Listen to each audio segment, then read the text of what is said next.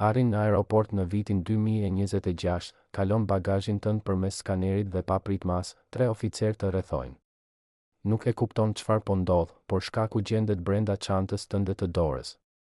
Rregulloret e aviacionit janë më të rrepta se kurrë, dhe artikuj që duket se janë lodra ose vegla të thjeshta shëndetësore mund të kushtojnë mijëra dollar gjoba, ose madje lirinë. Qëndro aty, mos largohu, sepse sot do të zbulojmë 10 objektet që nuk duhet t'i fusësh kurrë në çantën tënde nëse dëshiron të udhëtosh pa stres në këtë vit 2026. Do të fillojmë me artikullin më të habitshëm që ka shkaktuar arrestime këtë muaj. Numri 10, pajisje komunikimi të enkriptuara pa regjistrim të mëparshëm. Këtë vit, rritja e spionazhit digital dhe vjedhja e të dhënave ka bërë që telefonat ultra enkriptuar dhe komunikuesit personal satelitor të bëhen të njohur. Megjithatë, më shumë se 80 vende i kanë klasifikuar këto teknologji si të përdorimit të kufizuar ose me standarde ushtarake nën ligjet e sigurisë kombëtare. Të kesh pajisje me sisteme operative që nuk mund të auditohen ose që përdorin frekuenca radio afatgjata pa leje ndërkombëtare do të rezultojnë në ndarje nga radhët. Mos deklarimi i tyre konsiderohet ligjërisht si një përpjekje spionazhi ose bashkëpunimi të paligjshëm. Kontrollet kufitare janë të rrepta. Të mbash pajisje me enkriptim të paautorizuar mund të sjellë gjoba mbi $5.000 amerikan, konfiskim të pajisjes dhe madje arrestim parandalues në destinacione me siguri të lartë. Shumë udhëtarë ngatërojnë privatësinë personale me ligjin ndërkombëtar. Para se të paketosh atë pajisje që të premtonte të ishte e padukshme në rrjet, sigurohu që ke lejen për import të përkohshëm, ose mund të mbyllësh vitin me një dosje policore për një gabim të thjeshtë logjistik. Teknologjia zhvillohet shpejt, por mbikëqyrja në 2026 zhvillohet edhe 2 fish më shpejt. Numri 9, erza dëhëre farat pa trajtim fitosanitar. Bioterrorizmi dhe mbrojtja e mjedisit kanë shtuar kontrollin doganor. Të mbash fara ose erza eksotike pa certifikat mund të shihet si kërcënim kombëtar, pasi ato janë transmetues të dëmtuesve të padëshiruar. Skaneret e sotëm kapin grimca organike mikroskopike. Futja e farave në vend pa vulën fitosanitar ndërkombëtare ose erzave pa certifikat i radimi thanjeje sjell gjoba automatike pa mundësi ankimi. Të mbash produkte organike të papërpunuara pa certifikat të vlefshme, si farat e kafes apo specat e thate me fara aktive, mund të rezultojë në gjoba deri në $3.000 dhe madje arrest për futur të agjentëve biologjik të pakontrolluar. Kjo mund të ndikojë përjetësisht në historikun Tender Migrator. Është thelbësore që gjithçka që transporton të jetë e etiketuar sakt nga një kompani e njohur. Mos pranoni kur të mbani fara dhurate nga të panjohur. Numri 8, bateri liti me kapacitet të lartë pa etiketë. Rregullat e reja të aviacionit kanë vendosur kufizime strikte mbi bateritë e jashtme dhe bankat e karikimit. Nëse bateria jote të i kalon 160 watt-orë ose nuk ka etiketë të lexueshme, do të konfiskohet dhe do të nisë një raport formal, sepse konsiderohet material shumë i ndeshëm. Rreziku i zjarrit nga mbinxeja është prioritet. Nëse zyrtarët vënë re që bateria jote është fryrë, e dëmtuar ose e markës së përgjithshme pa specifikim të kapacitetit, aktivizohet protokolli i sigurisë me gjoba deri në $2.500. Është jetike të kontrollosh amperazhin dhe të ruash dokumentacionin teknik ose kutinë origjinale kur udhëton ndërkombëtarisht. Një pakujdesi me litiumin shihet si neglizhencë kriminale dhe mund të rezultojë në ndalim. Numri 7, medikamente psikotë 0 pa recetë të përkthyer. Udhëtimi me medikamente është i zakonshëm për miliona njerëz, por doganat sot e kanë kthyer kontrollin e tyre në një gjueti teknologjike kundër trafikut të substancave të kontrolluara. Nëse në çantën tënde ke anksiolitik, analgjezik të fortë opioid ose edhe tableta për gjumë, mund të jesh vetëm një hap larg një problemi ligjor të madh. Ajo që për ty është trajtim jetik mjekësor, për një oficer të rrept mund të duket si posedimi substancave të paligjshme nëse nuk i përmbahesh rregulloreve të vitit aktual. Besimi te receta lokale për medikamentet psikotrope është gabim i zakonshëm dhe i rrezikshëm. Shumë juridiksione kërkojnë recetën origjinale, të firmosur, vulosur dhe të përkthyer zyrtarisht në gjuhën lokale ose anglisht. Janë dokumentuar arrestime turistësh për harres të këtij dokumenti ose për bartje të tabletave pa ambalazhin origjinal, që rezulton në mbajtje federale për hetim. Këtë vit, skaneret portativ kimik mund të identifikojnë përbërjen e saktë të një tablete pa e nxjerrë nga ambalazhi. Nëse sistemi detekton substancë të kontrolluar pa deklarimin dhe dokumentacionin mjekësor përkatës, arrestimi është protokolli standard. Mos rreziko lirinë tënde për një gabim administrativ. Sigurohu që çdo paketim të ketë emrin tënd, doza të përputhet me recetën dhe të kesh kontaktin e qendrës mjekësore pranë. Siguria kufitare nuk pranon spoedia si mbrojtje. Numri 6. Replika të bijuterive ose artit me materiale të mbrojtura. Transportimi i aksesorëve që imitojnë fildish, qeramik të rrallë ose dru eksotik mund të sjellë probleme serioze ligjore, edhe nëse janë riprodhime.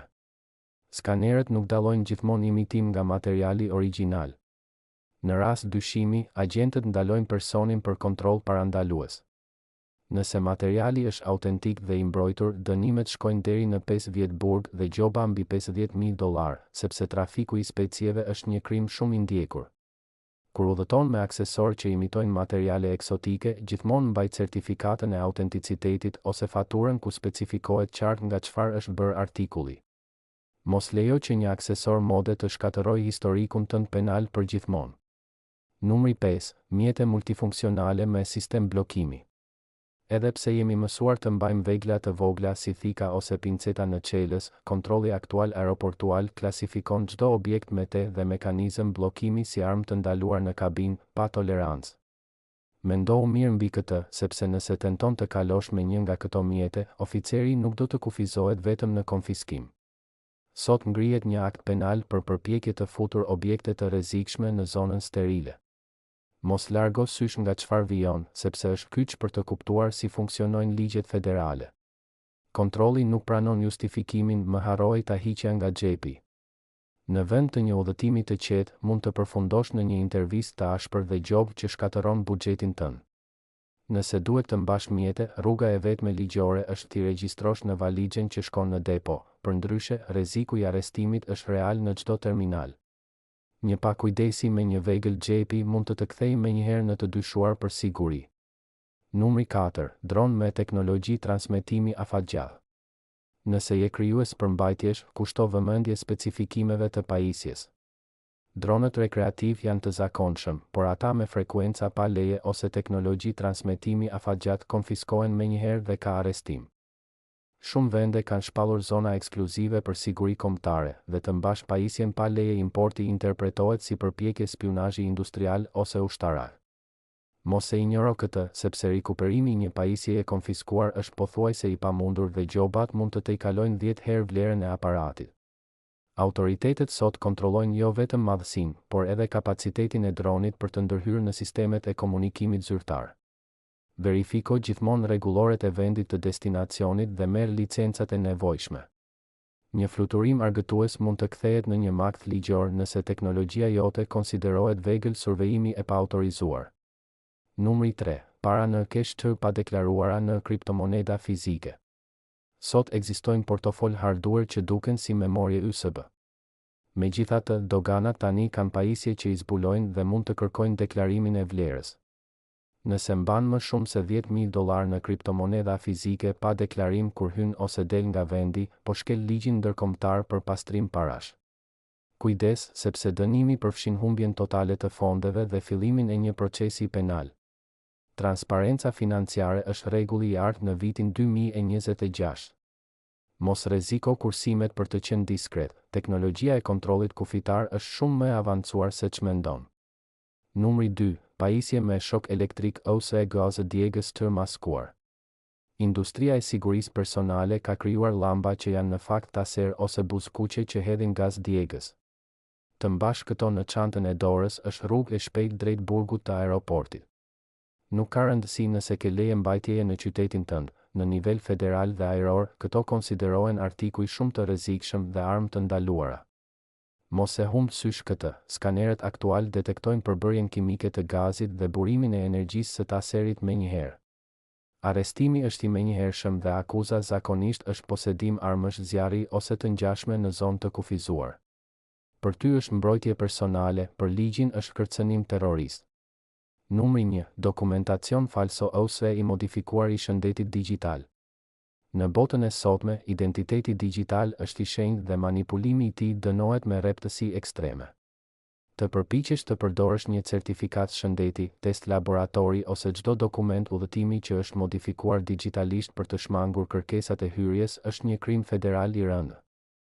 Sistemet e verifikimit janë të lidhura globalisht përmes blockchain dhe çdo mospërputhje shfaqet në monitor në milisekonda. Mos e merr lehtë, sepse falsifikimi i dokumenteve shëndetësore dënohet me deportim të menjëhershëm, ndalim të përjetshëm hyrjeje dhe dënime efektive me burg në vitin 2026. Agjentët e migracionit nuk shohin më vetëm letrën, skanojnë kode unike që verifikojnë bazën e të dhënave të origjinës në kohë reale. Ndershmëria është e vetmja gjë që të mban të sigurt nga një qeli në një terminal të huaj. Një ndryshim i vogël në një PDF mund të shkatërrojë të ardhmen tënde në sekonda. Udhëtimi në vitin 2026 është një eksperiencë e mrekullueshme nëse njeh rregullat dhe respekton ligjet.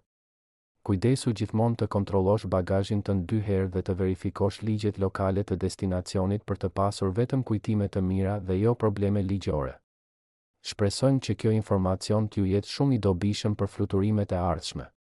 Nëse të pëlqeu të mësosh këto të dhëna, mund të konsiderosh të na mbështetësh shumë lehtë. Abonohu dhe lër opinionin tënd në komente. Një përshëndetje dhe shihemi në videon tjetër.